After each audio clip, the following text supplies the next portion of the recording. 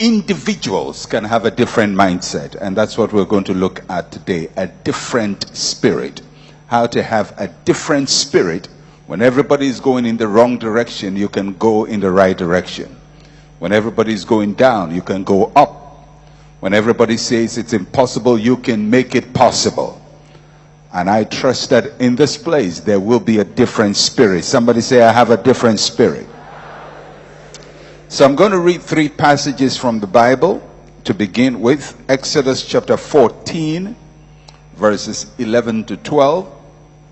And then Exodus chapter 16, verses 15 to 20. And then Numbers chapter 13, verses 32 and 33. Exodus 14, 11 and 12. Exodus 16, 15 to 20. Numbers 13, 32 and 33. And I'm going to read all of them. And in these 3 passages, we're going to discover the mindset of Israel when they came out from Egypt. So let's start with the first one. Exodus 14, 11 to 12. Then they said to Moses, because there were no graves in Egypt, have you taken us away to die in the wilderness? Why have you dealt so with us to bring us up out of Egypt? Is this not the word that we told you in Egypt, saying, let us alone that we may serve the Egyptians? For it would have been better for us to serve the Egyptians than that we should die in the wilderness. Interesting observation. Chapter 16, Exodus, verses 15 to 20. So when the children of Israel saw it, this is when manna was provided for them. So when the children of Israel saw it, they said to one another, what is it? For they did not know what it was. And Moses said to them, this is the bread which the Lord has given you to eat. This is the thing which the Lord has commanded. Let every man gather it according to each one's need. 1 omer for each person, according to the number of persons. Let each man take for those who are in his tent. Then the children of Israel did so and gathered, some more, some less. So when they had measured it by omers, he who gathered much had nothing left over. He who gathered little had no lack. Every man had gathered according to each one's need. And Moses said, let no one leave any of it till morning. Notwithstanding, they did not heed Moses, but some of them left part of it until morning, and it bred worms and stank. And Moses was angry with them. The final one is in Numbers chapter 13, 32 to 33. And they gave the children of Israel a bad report of the land which they had spied out, saying, the land through which we have gone as spies is a land that devours its inhabitants, and all the people whom we saw in it are men of great stature. There we saw the giants. The descendants of Anak came from the giants, and we were like grasshoppers in our own sight. So were we in their sight. In this passage, or these passages, there are five components of the mindset of Israel. 5 components. The first component of the mindset of the whole nation was slave-minded. Slave-minded. They were unable to act independently.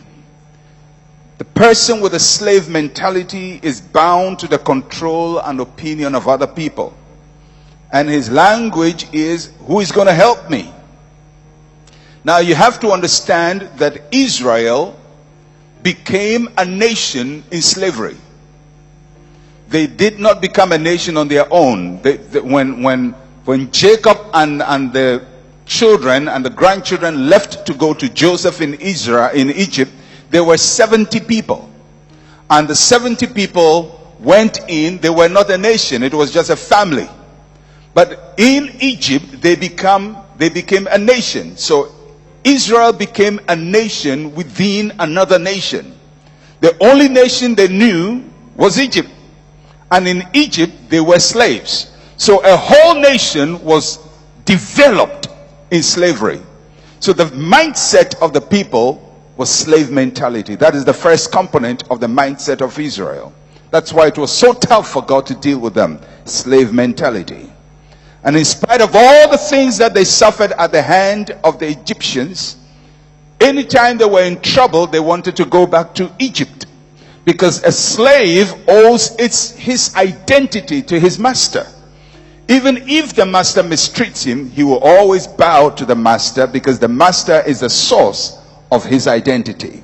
Slave mentality. The second component of the Israelite mentality in the wilderness was scarcity minded. Scarcity minded. Not only did they have slave mentality, they were scarcity minded. They were unable to see abundance. They had lived in scarcity for so long that they couldn't be at peace with abundance. They were stuck in the mode of always thinking that there was not enough for them. Scarcity was their life. In Egypt, they never had abundance. They never had enough. And so when God gives them manna and gives them in abundance, they can't handle it. And God says, just gather for today, tomorrow there will be manna.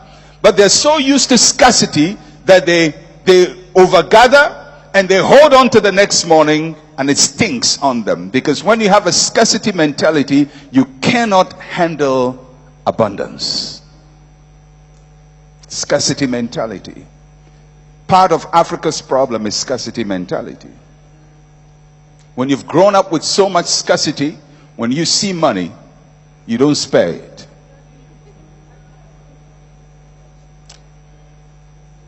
If you go to some places in the world, let's say you go to New York, and you're selling newspapers, and you go to a very rich suburb, they have newspapers out there, and people go, drop a coin, and pick a newspaper. Because nobody's going to pick 100 newspapers. What is he going to do with it? But go to a poor section of the same New York and leave 100 newspapers, and when you turn your back, one person is going to lift all the 100. The same city, but different mindsets. One is used to abundance, one is used to scarcity. And when people are used to scarcity, they never get satisfied, even when there is enough for everybody. And Israel couldn't even handle the abundance of manna. Scarcity minded. The third mindset was simple-minded. Simple-minded. Simple-minded people are unable to deal with difficult issues. Anytime there's a difficulty, they react with great drama and complaints.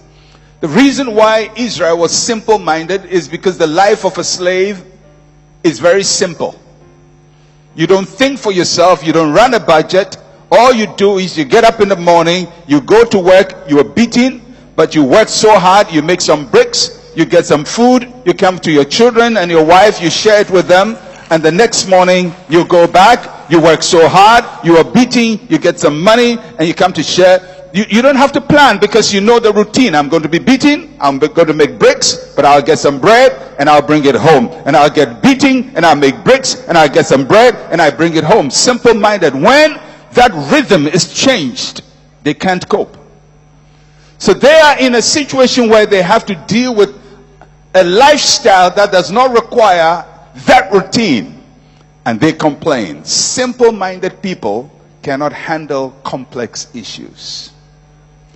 The fourth component of Israel in the wilderness was they were small-minded. Small-minded. Small-minded. They were able to think big. They saw themselves as small people. They themselves described themselves as grasshoppers. The language of a small-minded person is, I can't do it. Now, why does Israel have a small mind?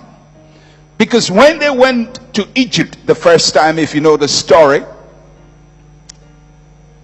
Joseph told them, when Pharaoh asks of you where you want to stay, tell them you're going to stay in Goshen. So they were given the land of Goshen. Remember, there were 70 people. A land that was designed for a family of 70 is now occupying 2 million people. So, when there were 70, it was okay. Now there are 2 million people crammed in a small space. Everybody has a tiny little space. They can't think of big things because they have been used to smallness. So they go to the promised land. The land is big, and this is how they describe the land. They said the land devours its own. In other words, it's so big, we think the land is eating up its citizens because they are used to small-mindedness. When you're small-minded, big things will scare you. So you hear somebody say 1 billion, and you hold your head with your 2 hands and scream, "Aye!" as if somebody struck you with a stone. It's all because you're small-minded. The person who has had 1 billion from his lifetime is not scared when he faces a budget of 1 billion. But if you haven't handled it before, it's going to scare you. Small-mindedness. So God gives them a big land, but they think it eats up its citizens. We like Goshen, where we are stepping on each other, and everybody has a small space. That is where we've been for 430 years. It suits us well. The 5th component of their mindset in the wilderness was that they were selfish-minded. When you are small-minded, you are unable to see beyond your personal interest. So everybody is looking out for his own, because survival is the mode. Nobody thinks of the other person. When somebody is in trouble,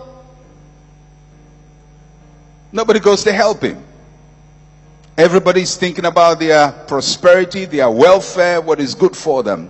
Selfish-minded, small-minded, simple-minded, scarcity-minded, slave-minded. When you have been raised in this world, and remember, all the people who are going out in the Exodus were born in this state. Let's say that the oldest person is 80 years or even 100 years. It means for 330 years of their lives, they've lived under this condition. Some of them are 40 years. It means for 390 years, their parents, their grandparents, great-great-grandparents, everybody is scarcity-minded, small-minded, simple-minded, slave-minded, and they give birth to people in this mode. So a whole generation of 2 million people in this set of mind are released out of Egypt. And God says, I'm going to make a nation out of you. I'm taking you to a land flowing with milk and honey, and great things are going to happen to you. When you have a slave mind, you see the world as a big prison. When you're small-minded, you try to bring everything down to your level. When you're self-centered, everybody is your enemy. So what do you do when you grow up in this world? Now, it is in this world that Caleb was also born into. And Joshua was also born into this world. This is the only nation they knew. Joshua had not lived outside of Israel in Egypt. Caleb had not lived outside of Israel in Egypt. So how come in this overwhelming, massive world of contrary opinion, they came with a different verdict? What happened to them? What was it about these guys that made them think differently? And we're going to try to answer that from the perspective of God and the perspective of Caleb himself. So let's go to the book of Numbers and let's find out what God himself said about Caleb. The reason why Caleb gave a different report. I want you to listen to what God says. Numbers chapter 14, verse 20 to 24. Numbers chapter 14, verse 20 to 24. This is what God said. This is after they said it was not possible for them to go to the land, and God decided he's going to wipe out everybody. but he's going to spare Joshua and Caleb, and this is the reason God gave. Then the Lord said, I have pardoned according to your word.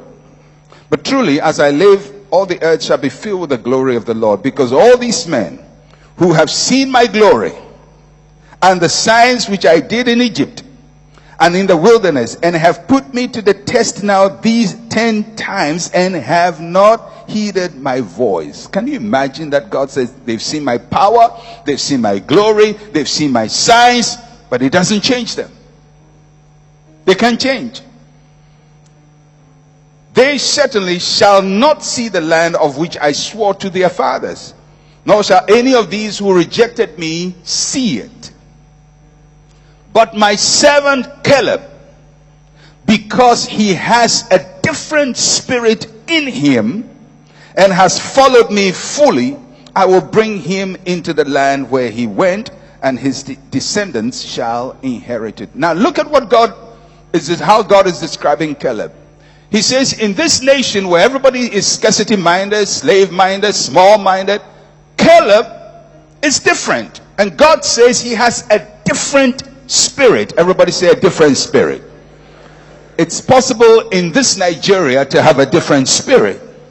It's possible in Africa for there to be Africans who have a different spirit, which is not the normal African spirit. He had a different spirit. That's how God describes it. Now let's see how Caleb himself describes his mindset. In Joshua chapter 14, verses 7 and 9. This is 45 years after Caleb had gone to spy the land earlier on. 45 years. And now he's telling us why he brought a different report. God has told us why. Now let's listen to why the man himself thinks he brought a different report. Now this is what Caleb said. He said, I was 40 years old when Moses, the servant of the Lord, sent me from Kadesh Barnea to spy out the land, and I brought back word to him as it was in my heart. I brought back word to him as it was in my heart. If you're using your Bible, you can underline that, because that's very significant. I brought back word to him as it was in my heart. Nevertheless, my brethren who went up with me made the heart of the people melt. But I wholly followed the Lord. You can underline that. I wholly followed the Lord. So Moses swore on that day, saying, surely the land where your foot has trodden shall be your inheritance and your children's forever, because you have wholly followed the Lord. Now God says that Caleb had a different spirit. How did he have that different spirit? Well, Caleb tells us why. First, he says he had a different spirit because he followed the Lord wholly. So at a certain point in his life, Caleb decided, I'm not going to follow my nation. I will not follow my tribe. I'm not even going to follow what my father says to me. I'm going to follow a different direction.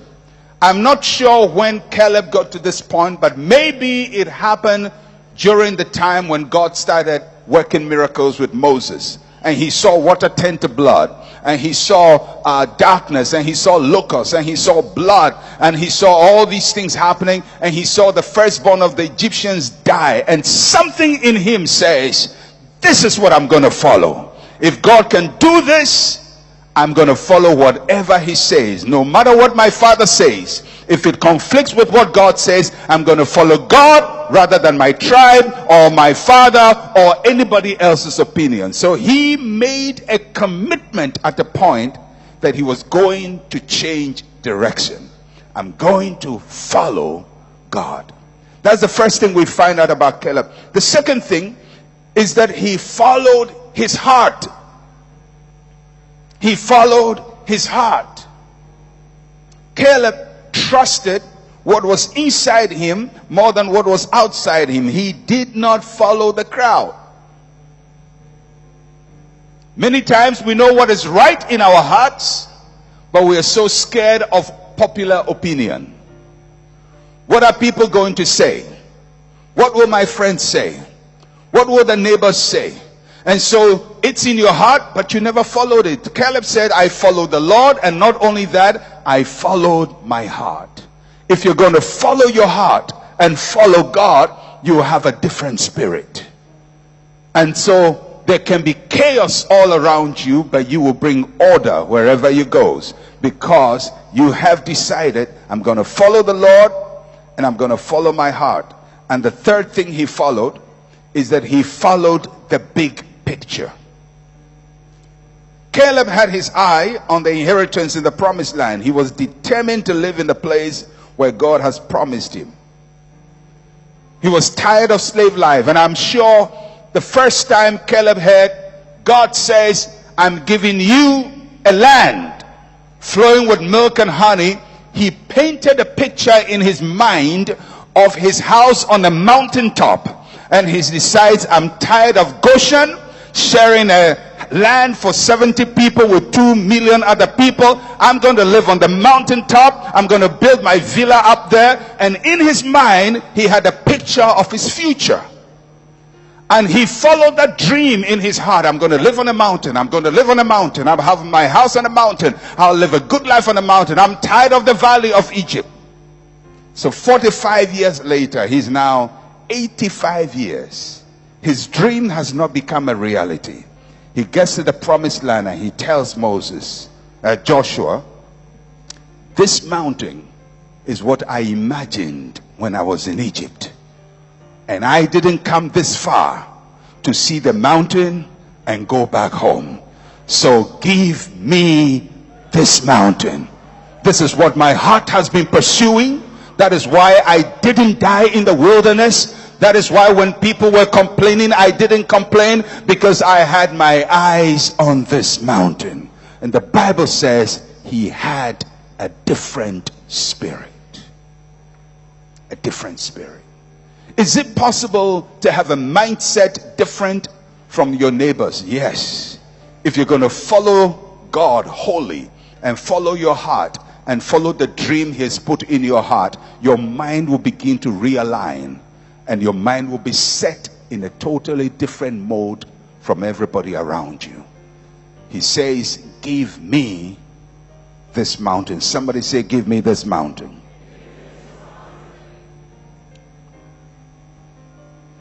So, when you read the story of Caleb, the Bible does not really walk us through the process he used to have a different mindset. It just tells us he had a different spirit. We've talked about the fact that he followed the Lord, he followed his heart, he's followed the big picture. But you don't really get the details of how he deconstructed the old mindset. How did he do it? How did he pull it down? How was he able to free himself? Is it possible to free yourself?